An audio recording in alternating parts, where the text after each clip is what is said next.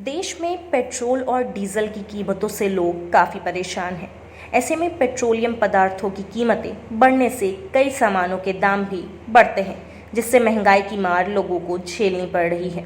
बता दें कि पेट्रोल डीजल की बढ़ती कीमतों पर पीएम मोदी ने भी चिंता जताई है।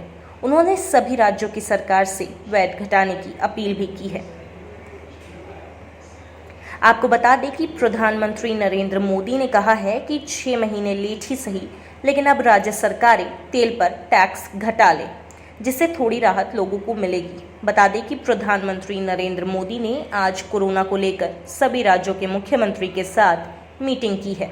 वहीं वीडियो कॉन्फ्रेंसिंग के माध्यम से बिहार के मुख्यमंत्री नीतीश कुमार सहित अन्य प्रदेशों के मुख्यमंत्री भी प्रधानमंत्री से सीधे जुड़े हुए थे। आपको बता दें कि दरअसल ये मीटिंग कोरोना के हालात पर चर्चा के लिए रखी गई थी। इस दौरान सभी राज्यों के सीएम ने अपने अपने प्रदेश के हालात को वीसी के जरिए सामने रखा। वहीं सभी सीएम की बातों को सुनने के बाद पीएम नरेंद्र मोदी ने अपनी बातें साझा की। इस दौरान बढ़ते पेट्रोलियम पदार्थ के दामों का भी जिक्र हुआ। इस पर पीएम मोदी ने ये कहा कि आर्थिक फैसलों में केंद्र और राज्य सरकारों में तालमेल जरूरी है। आपको बता दें कि उन्होंने साथ ही ये भी कहा है कि पेट्रोल डीजल की बढ़ती कीमतों को देखते हुए केंद्र सरकार ने नवंबर माह में एक्साइज ड्यूटी में कटौती की थी। उस वक्त राज्य सरकार से भी वैट घटाने को कहा गया था। उस वक्त कुछ राज्यों ने केंद्र सरकार की बात मानी और लोगों को काफ़ी राहत मिली थी, लेकिन कुछ राज्यों ने ऐसा नहीं किया था, जिससे लोगों को काफ़ी परेशानी का सामना करना पड़ा था। ऐसे कुछ राज्यों ने अपने नागरिकों की भलाई के लिए, अपने नागरिकों को तकलीफ न हो इसलिए अपने वेट में, टैक्स में कमी की पॉजिटिव कदम उठाए।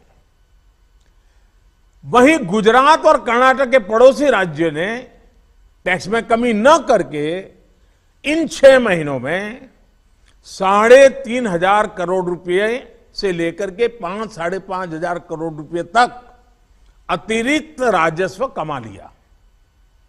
जैसा हम जानते हैं कि पिछले साल नवंबर महीने में वैट कम करने की बात की थी, सबको मैंने प्रार्थना की थी, लेकिन कई राज्य, मैं यहां किसी की आलोचना नहीं कर रहा हूं, मैं सिर्फ आपसे प्रार्थना कर रहा हूं, आपके राज्य के नागरिकों की भलाई के लिए प्रार्थना कर रहा हूं। अब जैसे उस समय 6 महीने पहले कुछ राज्यों ने बात को माना, कुछ राज्यों ने नहीं माना।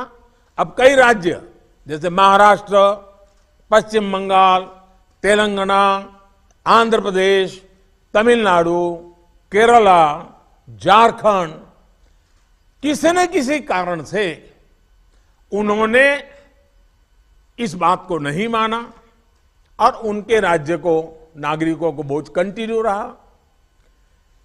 मैं इस बात में नहीं जाऊंगा कि इस दौरान इन राज्यों ने कितना रेवेन्यू कमाया, लेकिन अब आपसे मेरी प्रार्थना है कि देश हित में आप पिछले नवंबर में जो करना था, 6 महीने डिले हो चुका है, अब भी आप अपने राज्य के नागरिकों को वैट कम करके इसका बेनिफिट पहुंचाइए। आप सब जानते हैं कि भारत सरकार के पास जो रेवेन्यू आता है उसका 42% तो राज्यों के ही पास चला जाता है।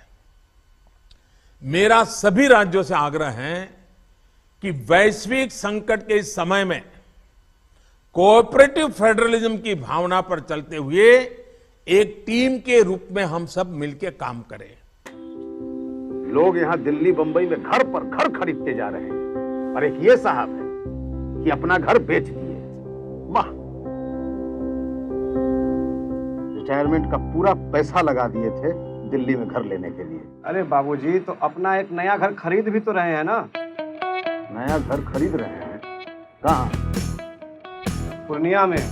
पूर्णिया में? हाँ। अरे बाबूजी, दिल्ली बंबई में घर खरीदना अच्छी बात है, लेकिन अपने घर पे घर खरीदना बड़ी बात है। देखिए, पूर्णिया में पनोरमा सिटी और पनोरमा हाइट दोनों जगह का ऑप्शन उपलब्ध है। देखिए और बुक कराइए। मतलब अपने शहर में अपना घर? जी बिल्कुल। अब कीजिए घर वापसी पूर्णिया के पैनोरमा सिटी और पैनोरमा हाइट में।